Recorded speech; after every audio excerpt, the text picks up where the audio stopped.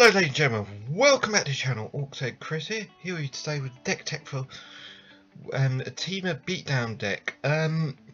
So originally Orc Luke created something very similar with a green-red sort of combination. I've decided to expand on that and included blue to make it Temur. This is kind of what I've built. I hope you enjoy it. The issue I had with this deck is, as you may know, it is very close to rotation at the minute. So what I have done here is I created a before rotation deck, and then what you should do after rotation. And then what I'm going to do is I'm going to show you some gameplay with the after rotation. Obviously, if you can build the after rotation, then do that, but don't. Obviously, I'm going to give you an option for a before rotation, just in case you decide to want to go ahead with before rotation. A lot of it doesn't change. It is a lot to do with the lands more than anything, and a little bit of the sideboard, but we'll get into that. So I will go through the before rotation. So we've got first up, so we'll cover the creatures first. First up is Green Belt Rampager. So 1 green, the creature elephant. It's a 3/4, and when Green Belt Rampager enters the battlefield, you may pay 2 energy. If you can't, return it back to the owner's hand and you get 1 energy. Very good start card. 3/4 with 1 mana is brilliant. Only downside is you've got to pay 2 energy. You can combo this in and get it out turn 2 with Attune with Aether, which is really handy, and it's the reason why I run 4 of these, because it is a very early threat, very on, and can cause a lot of damage very quickly. So next creature I run, which is Long Tusk Cub. 4 of these. It's a creature cat, 1 mana, 1 green. It's a 2/2, and whenever it deals damage to a player, you get 2 energy, and then you can pay 2 energy and put +1/+1 counter on Long Tusk Cub. Very handy. You can put +1 counters on it all you like, as long as you've got the energy. And with this deck you can generate energy very quickly and very nicely, and get it moving very quickly, and keep the aggression up on it very fast, which is the reason why I run 4 of these. Next one I run is Volcanic Brawler. It's a green-red human warrior. When Volcanic Brawler enters the battlefield, you get 2 energy, and then whenever he attacks you pay 1 energy and get +1/+1 on it, and it gains trample to anything, and it starts out as a 3/2 for 2 mana, 3/2, and you can give it trample. It is a very powerful card in my opinion. The only downside is you can only pay it once to get it buffed. So against heavier creatures you need to buff it up pretty much very quickly. But if you can buff it up, it becomes a very big threat very quickly. Next one I run is Lefanu Hellion. It's a 2 mana, 1 red. It's a Hellion. It's a 4/4 with haste, and when it enters battlefield you get 2 energy, and at the beginning of your own step you sacrifice it unless you pay 2 energy. Now this is a very aggressive creature, very nicely, very quickly. Only downside is you've got to keep feeding it energy to keep it alive. Generally speaking, if you can't keep it on all the energy up, I tend to sacrifice these very early. Tend to be sort of like a one shot, do full damage and then sacrifice it really. But you tend to want to keep it on for 1 or 2 turns really. Next one I run is Ronas the Abominable. It's 2 mana, 1 green. It's a 5/5. It's a god. It has Death Touch Indestructible, and it cannot block or attack unless you control another creature with power 4 or greater. It also has 2 mana, 1 green, and the ability is another target creature gets +2 attack until end of turn and gains trample as well. Very powerful, considering the amount of power we have with these creatures in the deck. You should have sort of like Green Belt Rampager on the field like that, so you can pump it up and get Laronas to attack as well, or then pump it up and use it as a blocker. The only downside is obviously the power 4 or greater, so it's the reason why I run 2 of these as well. It's legendary, but the fact it's got Death Touch Indestructible is really powerful as well. Next one I run is Whirler Virtuolo. It's 1 mana, 1 blue, 1 red. It's a creature. It's a 2/3. When it is battlefield, you get 3 energy, and you pay 3 energy and create a 1/1 colour swapper artifact creature token with flying. Very handy for creating a lot of blockers very quickly, and is very powerful. It's very good against very wide decks, because then you can sort of create blockers very quickly with the amount of energy you're generating. Next one I run is Bristling Hydra, 2 mana, 2 green. It's a 4/3. When it enters battlefield, you get 3 energy, and then you pay 3 energy. It gets +1/+1 counter, and it gains hexproof to end a turn. Very handy against control decks. Suddenly you can stop these things hitting you. It kills spells, killing it, and all that. Should have a lot of energy when it comes out, so you should be able to give it hexproof very quickly and very nicely and very quickly. Next one I run is Glory Bringer, and I run 3 of these. It's 3 mana, 2 red. It's a 4/4. It has flying and haste, and you may exert it. If you do, it deals 4 damage to target non-dragon creature and opponent controls. Very powerful. Does a lot of damage when he comes on, which is the reason why it's 5 mana. Generally speaking, a lot of the time I tend to get on the field, swing and exert, and take out a powerful creature they have as well. So the fact you can do 4 damage and then 4 damage to a creature is very nice and very handy, which is the reason why I run for 3 of these. The only reason I run 3 of these is because it is a very high mana cost for what it is. So that's for our creatures. Planeswalkers, I've just run in the main deck. I run 2 of Nissa's Steward of Elements. She has X and green blue, and her loyalty is how much you pay for X. Her +2 is Scry 2, which is really handy. A 0 is you may look at the top card of your library. If it's a land card or creature card with converted mana cost less than the number of Planeswalker points you have, Planeswalker loyalty she has, you may put it on the card onto the battlefield. Otherwise, you put it back into top deck. Very handy. Suddenly you can get sort of like she has 5, and you top deck a Glory Bringer. Suddenly you can get that on the field as well for free. She is very handy.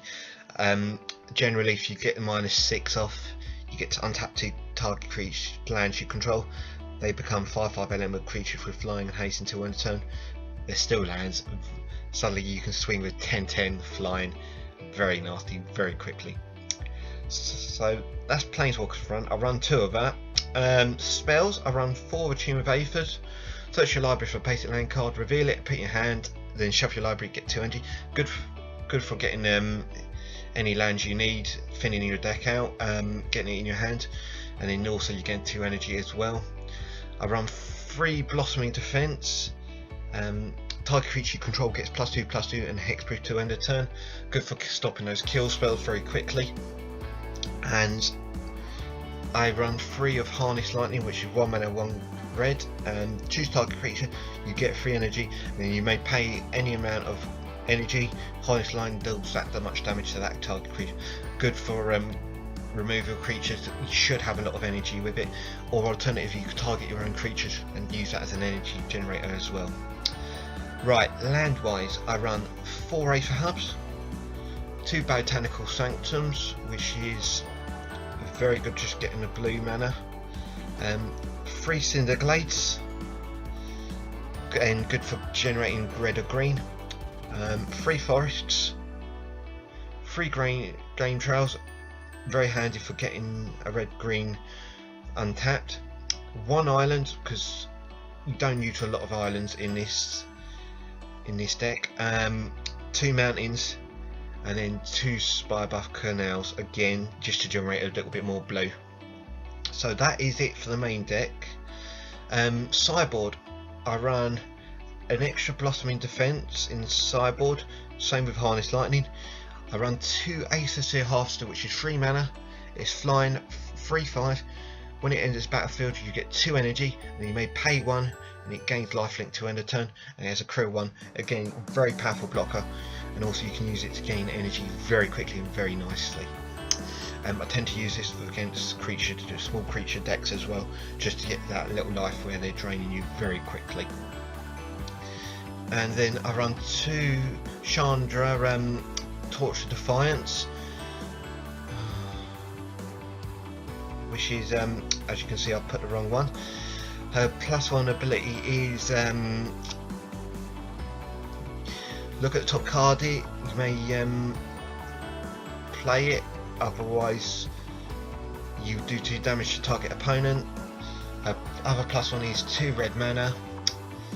Add 2 red mana to your pool. -3 is deal 4 damage to target creature, and in her ultimate is you get an emblem saying deal 5 damage to every time you do cast spell to either target creature or player.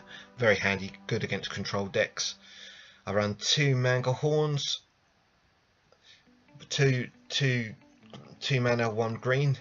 Enters battlefield tapped, destroy target artifact. Good against artifact decks or getting rid of artifacts. 2 rogue refiners just for long games. Good for handy card draw and energy gain. 2 sweltering suns just for board clearance. An extra glory bringer, and 2 Samet voice of descendants. The Samet's in there for she is in there just because she gets flash, double strike, visions, haste. Good for long games or doing that a lot of damage very quickly. So that's before rotation. Now moving on to after rotation, a lot of the deck is kept the same. The difference is I've taken the virtual Whirlos out the main board and added 3 of Herald or Secret Streams. It's 3 mana, 1 blue. It's a Mofa Warrior. Creature control with +1/+1 counters on him can't be blocked. As you can probably guess, we're going to gain a lot of +1 counters, so suddenly you can swing and go through all their defense very nicely and very quickly, and hopefully swing for lethal with it. It's a very nasty card. I reckon this will see a lot of play once Ixalan comes out. I have also run 2 Verdulous Headgear Hulks as well. It has trample. When Verdulous Headgear Hulk enters the battlefield, distribute 4 +1/+1 counters on any number of creatures you control. It's 3 mana, 2 green, and it's a 4/4 with trample. Again, combo this with Herald Secret Screams. You can suddenly do a lot of damage with it very quickly and destroy the field very nicely with it. Yeah, so that is the creatures. Lands, a lot of the lands got taken out because a lot of it was shadows, so still run 4 Aether Hubs, 2 Botanical Sanctions. I've put 2 Evolving Wilds in now. Still kept the forest and the island and mountain the same. I've added 4 of Rootbound Crag instead, which is coming out of Ixalan. It enters battlefield tapped unless you control a mountain or forest. Very handy for mana regeneration. And I've kept the Spybook now. With the sideboard kept pretty much the same. 1 Blossoming Defense, but I've run 2 Sentinel Totems. 1 mana, it's an artifact. When it enters battlefield, scry 1, and then you exile Sentinel's Totem, exile all cards from the all graveyards. Very handy for graveyard removal. 2 Shapeshifters Sanctuary. It's a 1 green enchantment. Whenever a creature you control becomes a target spell or ability an opponent controls, you may draw cards. Very good for if people are trying to target your creatures. Not very much. Get a lot of card draw off of it. 2 Appetite for Naturals for artifact or enchantment removal, and also you gain 2 life again. 2 Chandra Torch of Defiance. I'm also running 2 Jace Cunning Castaways. Again, the reason behind that is card draw and create a lot of creatures as well. If you can't run this, or you can't get hold of this because it is quite expensive, you can run the Planeswalker one. I believe that will run just as well with the deck just as much. 1 Manga Horn, 2 Sweltering Suns for removal, and then 1 Herald of Secret Streams just to add an extra in for the deck.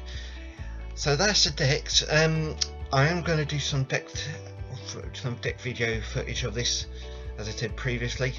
This will be the after rotation one. Any questions, give me a shout. Other than that, be sure to subscribe, like to us, and then check the deck video below. Apart from that, that is me, guys. I hope you enjoyed it, and I'll catch you next time. Hi guys, remember if you like that video, please smash the like button. Also subscribe to the channel. Let's keep the MTG community growing here on YouTube. And from this, please check our other playlist. We have plenty of other Magic the Gathering content from myself and the other boys at Orcs Magic, and we will catch you all very soon.